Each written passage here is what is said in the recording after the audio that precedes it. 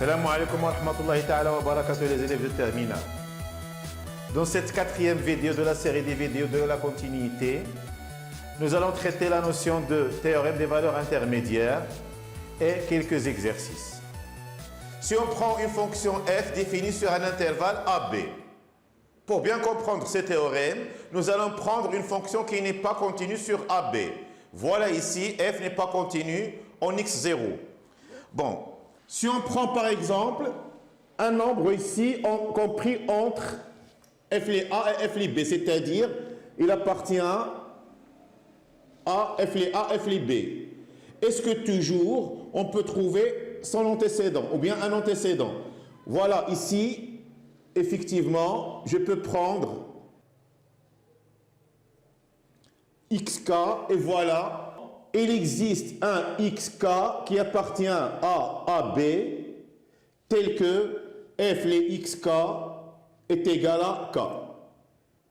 Mais si on prend un k ici, vous remarquez qu'il n'y aura pas d'antécédent. C'est-à-dire, quel que soit x appartenant à A, B, f les x est différent de k. Donc k n'est pas une image par f.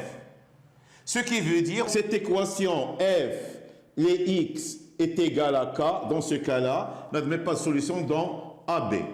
Pourquoi? Parce qu'on a ici une petite faille, c'est-à-dire f n'est pas continue sur AB. Mais si vous avez une fonction continue sur l'intervalle AB, alors, si vous prenez un cas compris entre f les a et f les b, par exemple ici, bon, ce cas-là, il admet au moins un antécédent C1, ici C2 possible, et là C3 possible. Si vous prenez encore un cas ici, vous aurez un seul antécédent, c'est-à-dire le nombre des antécédents, ça dépend de la configuration de la fonction. L'essentiel qu'il y aura au moins un antécédent. Donc on peut tirer le théorème des valeurs intermédiaires qu'on peut noter TVI, c'est-à-dire théorème des valeurs intermédiaires. Si on prend f, une fonction qui est continue sur l'intervalle AB, pour tout réel k compris entre A et B, ça dépend de l'aspect de la fonction.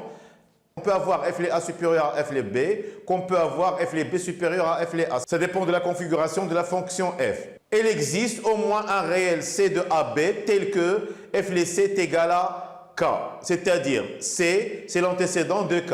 D'une autre manière, on peut dire que l'équation f les x est égal à k admet au moins une solution dans l'intervalle AB. Les cas où f est strictement monotone. Regardez la nouveauté par rapport à ce qu'on avait vu précédemment. On a toujours une fonction continue. Sinon, on n'aura pas le théorème des valeurs intermédiaires. Cette fois-ci, il fallait en plus une fonction qui est strictement monotone.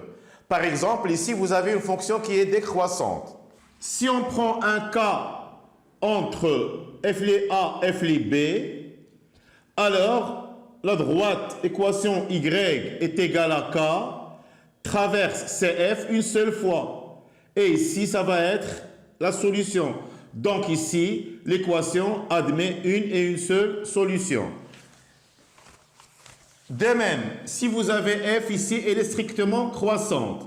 Si on prend un cas compris entre f les a et f les b, alors la droite d'équation y est égale à k traverse CF en un seul point. Donc ici, qu'est-ce qu'on peut dire?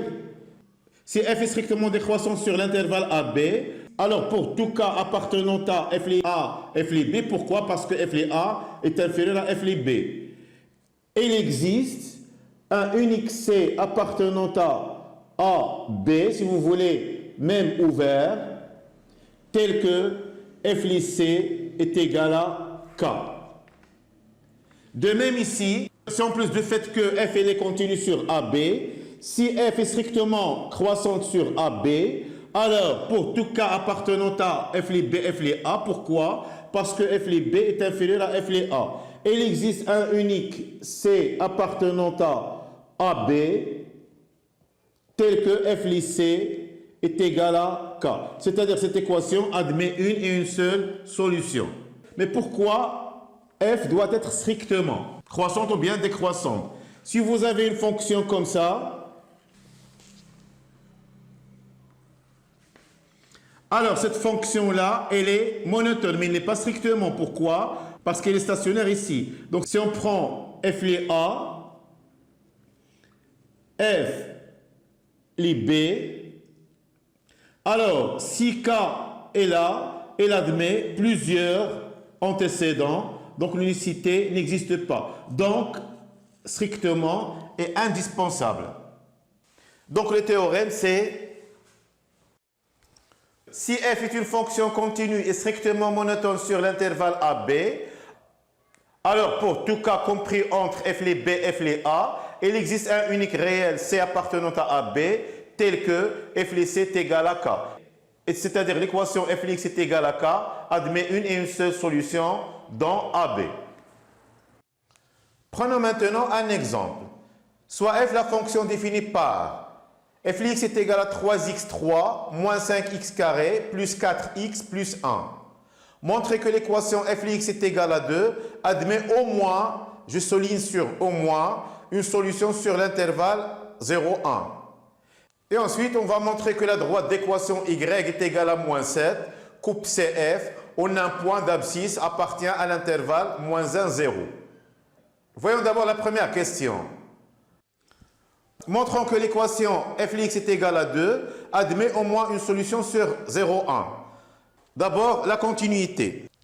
La fonction qui à x fait correspondre f les x est un polynôme, donc il est continu sur R. Et en particulier, il est continu sur notre intervalle qui est 0, 1. Calculons f de 0 et f de 1. F de 0 est égal à 0 plus 1 qui est égal à 1 et f de 1 est égal à 3 moins 5 plus 4 plus 1 qui va être égal, ici c'est 8 moins 5 c'est 3. Alors, on remarque que 2 est compris entre f les 0 et f les 1. Donc, d'après le théorème des valeurs intermédiaires, l'équation f x est égale à 2 admet au moins une solution dans l'intervalle 0, 1. Puisque la question ne demande pas l'unicité, nous, on ne doit pas parler de la monotonie. Ici, en deuxième question, il nous demande de montrer que la droite d'équation y qui est égale à moins 7 coupe CF en un point d'abscisse compris entre moins 1 et 0.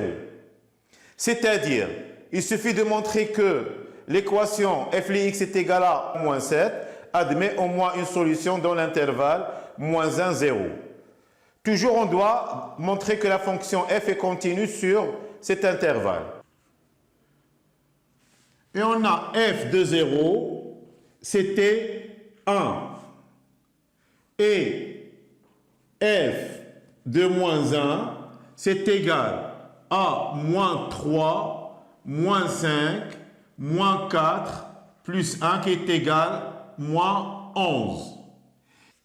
Et vous remarquez que moins 7 est compris entre moins 11 et 1.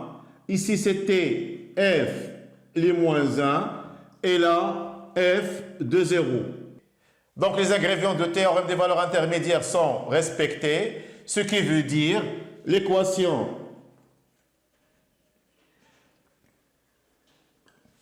f les x est égal à moins 7 admet au moins une solution dans l'intervalle moins 1, 0.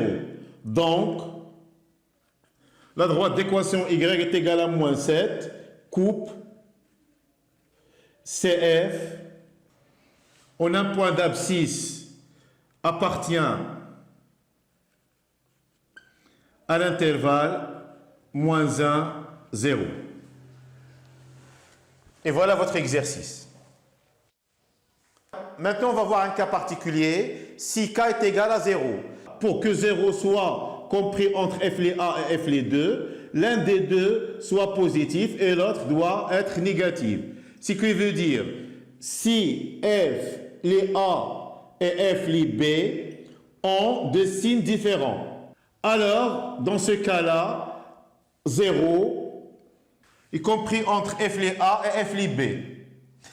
Et si jamais la fonction est continue, et pour la faire passer par ces deux points, elle doit traverser au moins l'axe des abscisses qui a comme équation y est égal à 0 une fois. Ce qui veut dire, si f est continu sur AB et f les A et f les B ont deux signes différents, alors l'équation f les x est égale à 0 admet au moins une solution dans l'intervalle A, B.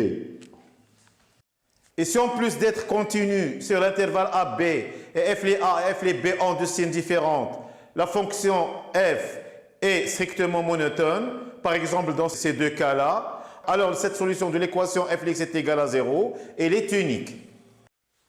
Donc le résultat du théorème des valeurs intermédiaires est, si f est une fonction continue sur l'intervalle AB, f les A et f les B ont deux signes différents, et si f est strictement monotone sur AB, alors l'équation f x est égale à 0 admet une et une seule solution dans l'intervalle AB. Pourquoi c'est ouvert? Parce que ici vous avez f les A et f les B ne sont pas nuls parce que leur produit est strictement négatif. Dans cet exemple, nous avons une fonction qui est définie par f x est égal à x3 plus x plus 1. On va montrer que l'équation f x admet une et une seule solution alpha dans R. Et deuxièmement, on va montrer que cette alpha, elle est comprise entre moins 2 et 2. Bon, montrons d'abord que l'équation f x admet une et une seule solution dans R. Comme f est un polynôme, f est une fonction qui est continue sur R. Et bien sûr, elle est dérivable sur R. Donc, quel que soit x appartenant à R, f' les x est égal à x3 plus x plus 1 prime, qui va être égal à 3x carré plus 1, qui est toujours positif sur R. Donc, tableau de variation nous dit que f, elle est strictement croissante. Limite quand x tend vers moins l'infini est égale à limite de x3, c'est-à-dire moins l'infini, et plus l'infini aussi, ça va être plus l'infini. Donc f est continu sur R, et f de R est égal à R. D'où 0 admet un antécédent dans R par f. Donc l'équation f x est égale à 0 admet une et une seule solution dans R. Pourquoi? Parce qu'elle est continue et strictement monotone, et 0 admet un antécédent dans R. Maintenant, montrons que alpha appartient à moins 2, 2. On a f, les moins 2, c'est moins 2 à la puissance 3, plus moins 2, plus 1, qui est égal à moins 9. Et f, les 2, est égal à 2 à la puissance 3, plus 2, plus 1, qui est égal à 11. Donc, ici vous avez une image négative, ici vous avez une image qui est positive. Donc, d'après le théorème des valeurs intermédiaires, l'équation f les x est égale à 0, une seule solution dans l'intervalle moins 2, 2. Et comme ça, de la vidéo de théorème des valeurs intermédiaires après fin. La prochaine vidéo, Inch'Allah, va être consacrée à la fonction réciproque. À la prochaine, Inch'Allah.